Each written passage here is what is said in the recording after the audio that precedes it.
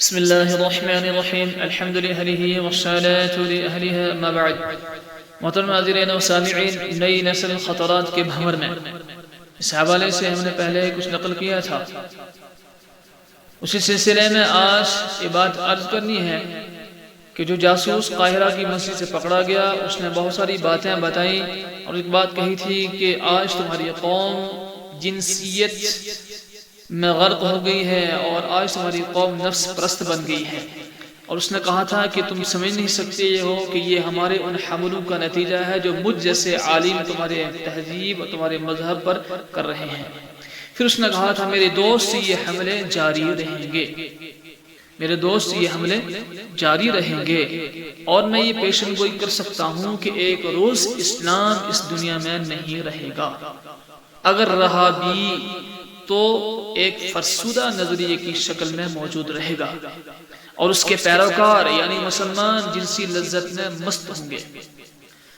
میں یہاں رک کر ایک بات عرض کرنا چاہتا ہوں کہ اس کی یہ بات کہ اسلام فرسودہ نظریے کی شکل میں رہے گا اور اس کے پیروکار جنسیت میں مست ہوں گے، یہ بات آج یورپین کنٹریز میں اور افریقن کنٹریز میں خصوصاً اور ہمارے دیار میں بھی بالکل صحیح ثابت ہوتی ہوئی نظر آ رہی ہے. جو جماعتیں، جو دعوت و تبلیغ کے جو افراد افریقن یورپین کنٹریز سے ہو کر آئے ہیں ان کی کارگزاریاں بڑی دلدوز ہیں کہ وہاں جہاں صحابہ نے محنت کی تھی، جہاں 95%، 90% مسلمان تھے، آج وہاں 2، 3، 5% مسلمان صرف نظر آتے ہیں. وہ بھی برائے مسلمان، برائے نام مسلمان ہیں کہ ایک یہودی ایک عیسائی مرد اور عورت میں ایک کوئی فرق محسوس نہیں ہوتا. آگے اس نے کہا کہ ہر کوئی صلاح الدین ایوبی، نور الدین زنگی نہیں بن سکتا، انہیں کل نہیں تو پرسوں مر جانا ہے. اس کے بعد جو لوگ آئیں گے ہم انہیں نفس پرستی میں مبتلا کر دیں گے. پھر اس نے کہا کہ میرے دوست مجھے قتل کر دو، تم مجھے قتل کر دو، مگر میری مہم اور میرے مشن کو قتل نہیں کر سکتے کہ انسانوں کے مر جانے سے مقاصد نہیں مرا کرتے.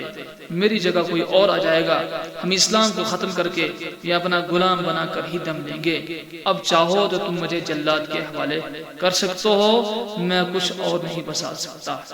میرے بھائیوں، غور کرنے کی یہ بات ہے، سمجھنے کی بات یہ ہے کہ ہم کہاں تھے کہاں پہنچ گئے. 95% سے آج ہم 5%، 2% رہ گئے ہیں. صحابہ نے محنت کی، قربانیاں دی تو اسلام 95%، 99%، 100% پھیلا. ہم نے محنت چھوڑ دی، باطل نے اپنی محنت، اپنی سرگرمیاں، اپنی کوششیں جاری رکھی تو آج ہم 2% رہ گئے، 5% رہ گئے، وہ بھی برائے نام. اس لیے میرے بھائیو عہد کرو کہ اسلام کے بول والے کے لیے اور اعلائی کلمت اللہ کے لیے اپنی جان، مال اور ہر چیز کو قربان کرنے کے لیے ہر وقت تیار رہیں گے تو یہ دین اور یہ اسلام، ایمان میری اور آپ کی زندگی میں آئے گا بھی، باقی بھی رہے گا. ورنہ یہ ہم سے چھین لیا جائے گا اور رخصت ہو جائے گا، پھر دنیا میں بھی خسارہ اور آخرت میں بھی خسارہ. اللہ تعالی ہم سب کی حفاظت فرمائے، آمین.